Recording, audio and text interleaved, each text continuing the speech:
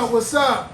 It's another episode of Bulls and Reviews. It's your man Mugu, your man's T-Roy, and your man's Critique. Watch your mouth. Yeah, we back with another episode, and today we got the People's Choice pick, and this is straight up from Keisha. She was on our last live. If you can check us out on Facebook, Bulls and Reviews, BOOZEN Reviews. So yeah, check us out on Facebook.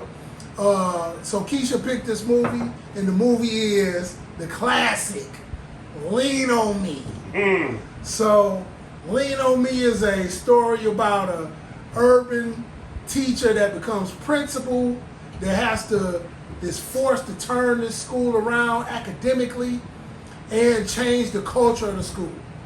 So we'll go through our reviews of the movie, and then we'll go through our Red Cup review and let you know what we felt about the movie. I mean, it's a classic.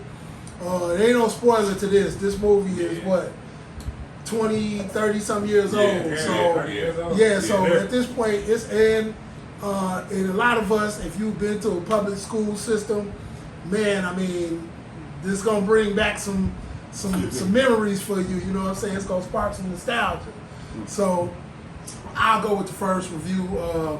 Basically, by being a classic movie, man, I mean, you got classic actors. The whole deal is this guy is put in a pressure situation. He dealing with top politics. You know, the school is underperforming, so now they need to change, not only change the culture, but they also need to change the outlook of the students. And it's more than just saying it. It has to be done, and that's a hard job to do. And so in a lot of cases, you got to do things that are not going to be part of the curriculum to get things done. And so Morgan Freeman is the principal, who is a teacher at the beginning, as you can see, and then he becomes principal. So when he becomes the principal, to y'all, where do y'all see it? Did y'all think he was going to be successful or not? Seeing that school. Yeah. The first 10 minutes when they setting the scene, and they in the school, they showing how rowdy it is, people smoking weed, they fucking, man, boy, they doing everything. Man, they doing everything. It's aliens in the bathroom. You got dead people walking in class and shit, taking notes.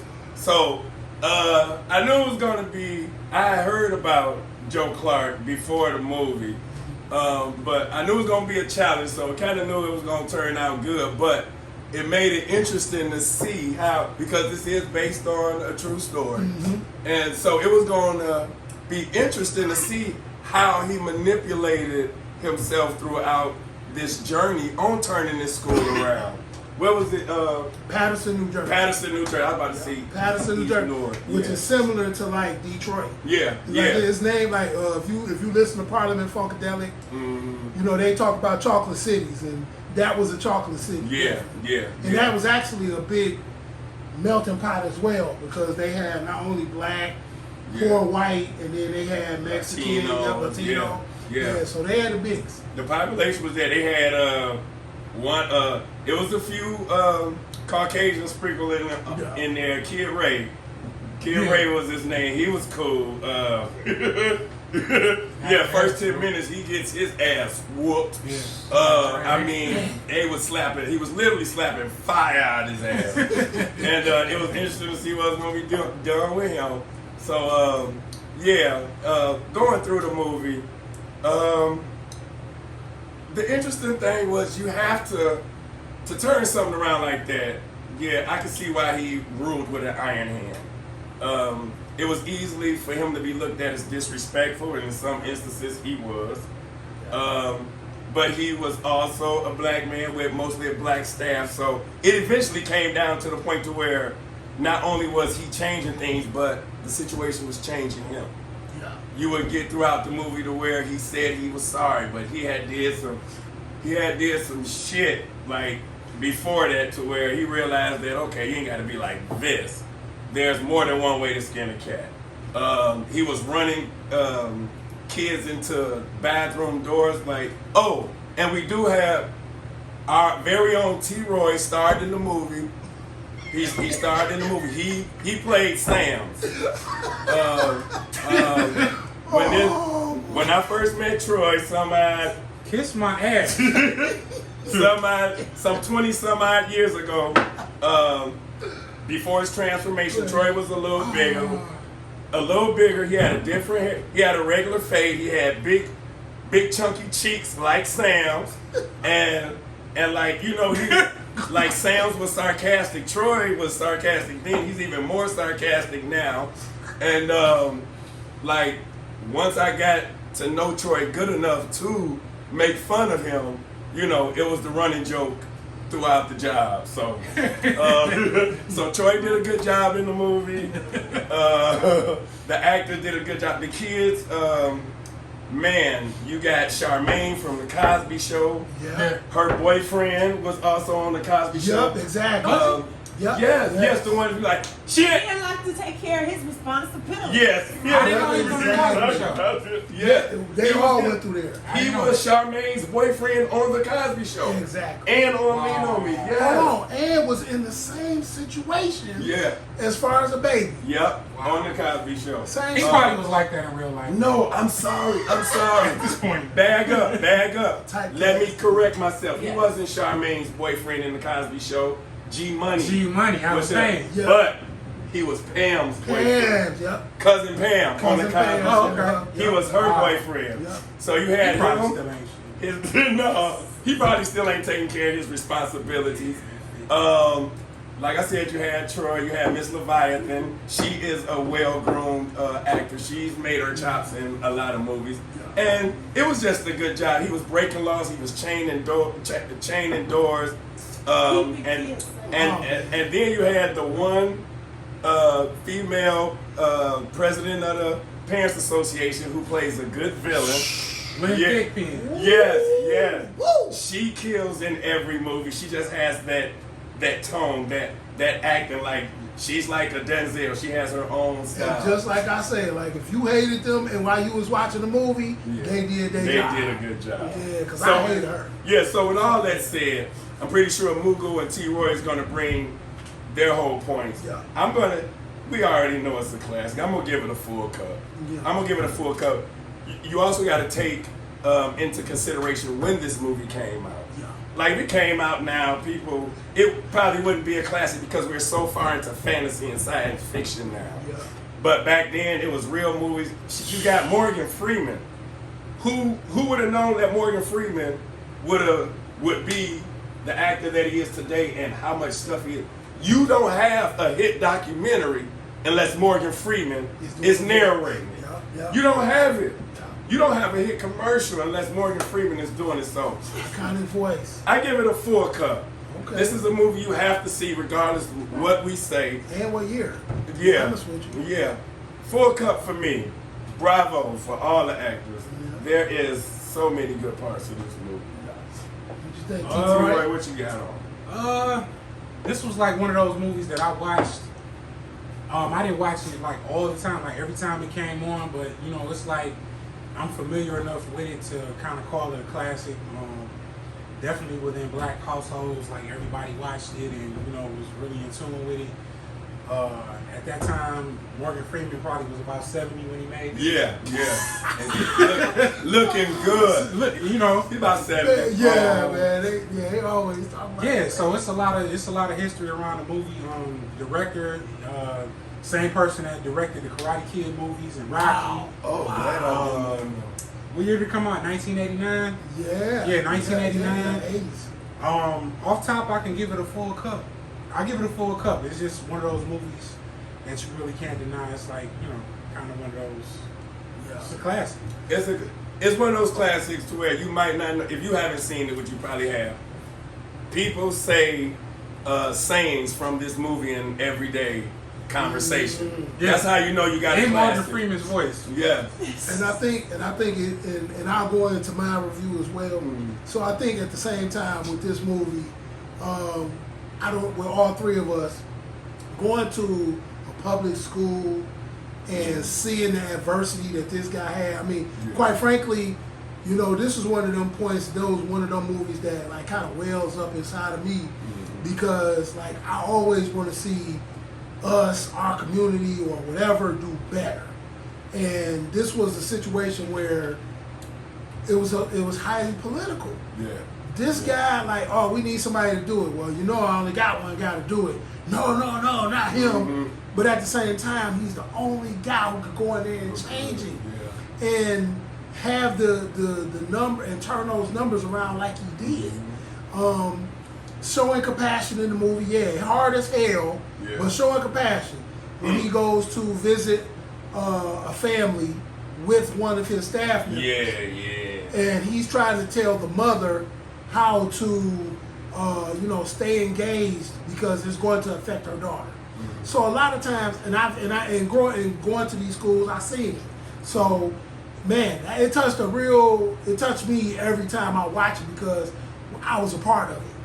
So again, let me go on and square it up. It's gonna get the trifecta full cup. It's definitely gonna get the trifecta full cup. A lot of these actors have turned around and turned in to do some other bigger projects. Not only just TV, but movies as well. So, I mean, you've seen a lot of them come out of this, but this is a movie that I think if you want to really get a gauge of the public school system as of 2023, look at this movie right now because a lot of the things still kind of ring true. You know, you're looking for teachers who care. You're looking for principals who care versus just coming to get the checks. Strong but fair. Exactly. This movie birthed the acronym HNIC. Yeah. Oh, we also forgot. Man, we got this movie co-starred Robert Guillaume as well. And Benson if you don't know him from this movie, you probably know him from Benson. Yes. And he played Rafiki in The Lion King. Yes, he was the voice. Yes, he was the voice. I'm a grown man and I know that. Robert Guillaume. So anytime you hear, we gonna go. I think we can go 2 rounds, one by one, and give you classic sayings from the movie. I'm going to start and say, it was a conversation when Robert Guillaume was recruiting Morgan. It was after he recruited Morgan Freeman, and Morgan Freeman had his first controversial move, and Robert Guillaume, like Mugu said, a lot of this shit was political.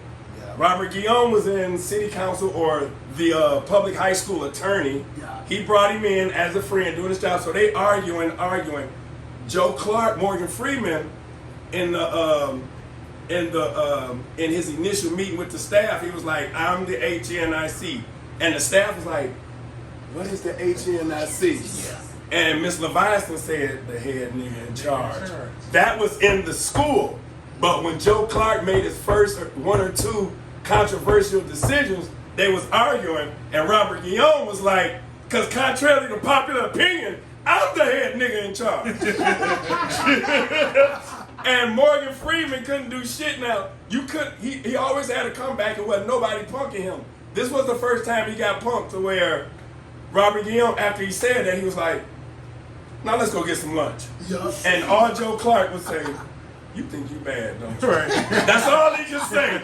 But contrary to popular opinion, Robert Guillaume was the head nigga in charge. Boy, he was. What saying you got? So I'm going to go with, so it's a part in the movie where it's a part of changing the culture. They have done that. But now we have this parent that is pushing to get him fired. So with the parent that's trying to get him fired, she sees one of his tactics as illegal. So they're trying to get the fire marshal to come over to the building and expose him, and so that this will put him in jail and all of that. So what happens is they find out when he's doing this move, which is locking the doors. So he puts chains on the doors to keep the drug dealers out, so they don't come into school and deal drugs. So once this happens and they catch him, they all have a code on the radio that they're all talking to each other. And so they had a meeting about it. And so when they say this code, The fire marshal comes to the school. He finds out the doors are chained. They find out the fire marshal's outside, and they say, "Code 10, Code 10, the enemy is coming, Code 10, Code 10." And they catch him while he's making this controversial call, and that's what takes him to jail. That was funny. That was funny. I think my quote would be, I think that was when he first, when he first locked the doors. Yeah. Because they had a problem with him locking the doors. It went against he chained the doors. Yeah. And he was, I think he had the bat. He was like, they used to call me crazy, but now they call me Batman. So that always like stood out. with me. Always, yeah. Many people use that in situations. My thing, I'm gonna go through another one. There's a part where Sam, There you go. was he was actually in the bathroom smoking crack. So Joe Clark, he catches him and he's like, "Son, what are you doing? Like this is not what you're supposed to do. Come here." He grabs him by the shirt, which now you cannot do. Man, you can't tell You can't touch a kid, but he grabs him by the shirt, he drags him up the stairs. They on the roof. And he was like, "Go ahead, jump." He was like, "But I don't." Sam's was like, "I don't want to jump." He was like, "Go ahead and jump. You're killing yourself though. You know what crack does? It kills your brain cells, son. It kills your brain cells." And that spawned a joke upon crackheads for years to come. Like crack, don't right you? now. Don't you smoke crack? Yeah, so people that say that one too. You also got your it all depends on what kind of friends you got. If they old school, they'll broke out. Actually, if you watch the live that Keisha was here for, and she named this movie, my family are big movie goers as well. Once she named that, we just broke out into one of the most classic songs ever. When one black teacher, Joe Clark didn't know that one black teacher changed the school song.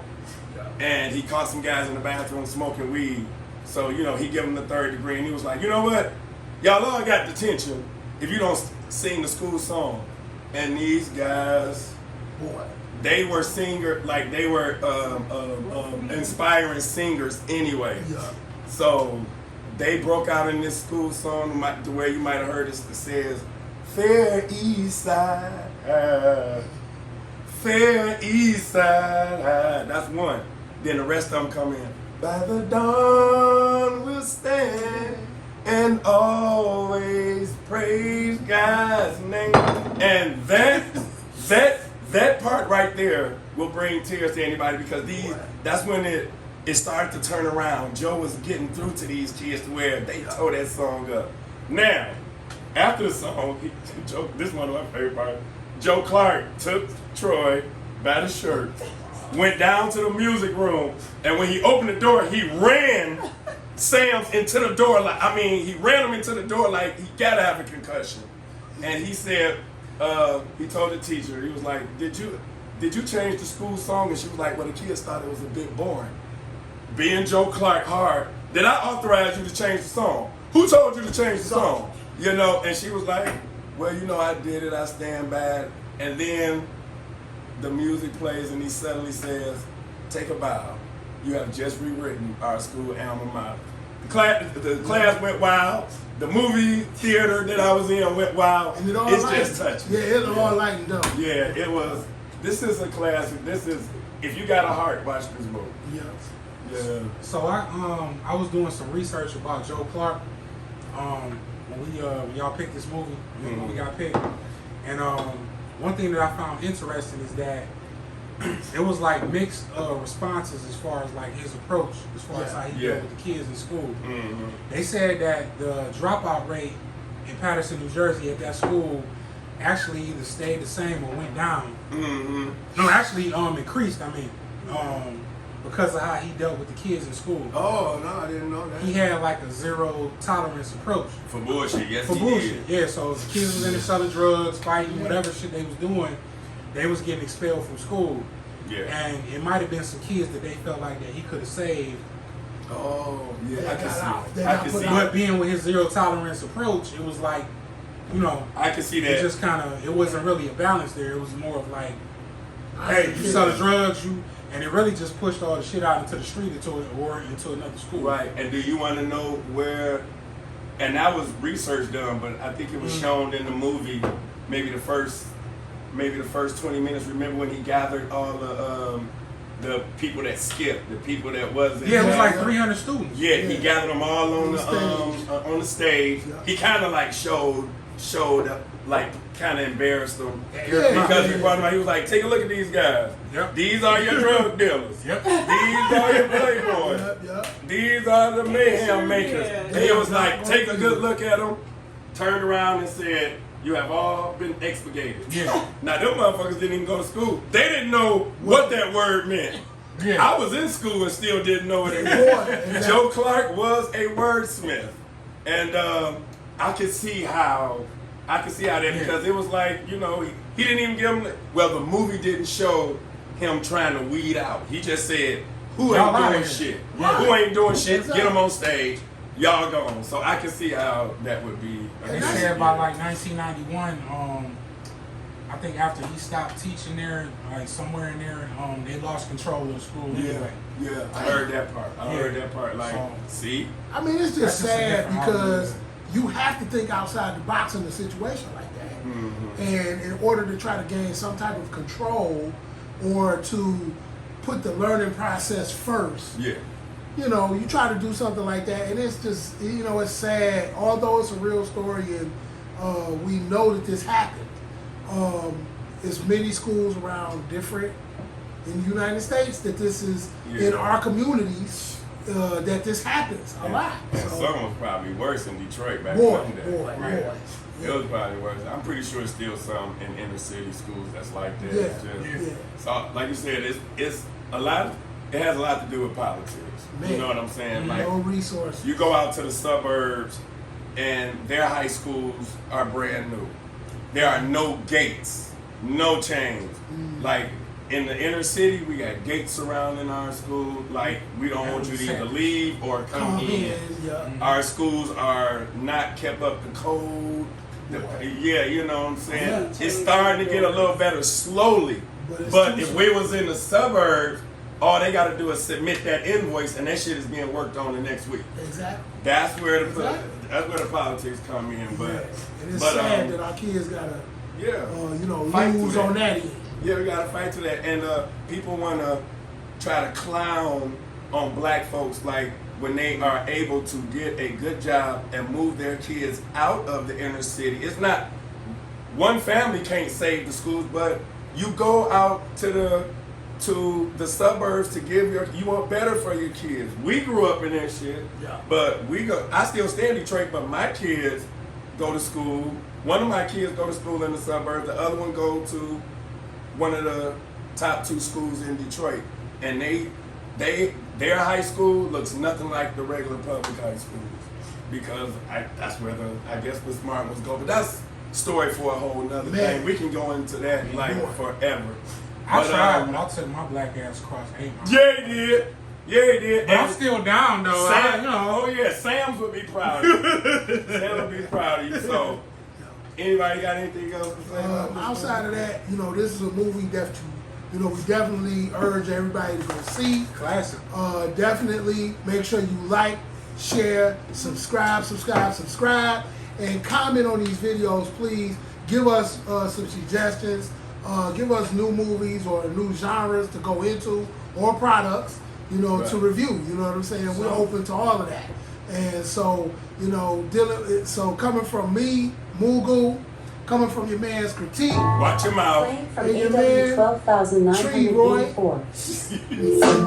it's Booze and Reviews, baby. Put your cups up. Yeah, Pour up a little drink. yeah. Pop in the flick. This has been Boozer. Another episode of Boozer Reviews coming to you. Yes, sir. Check y'all next time.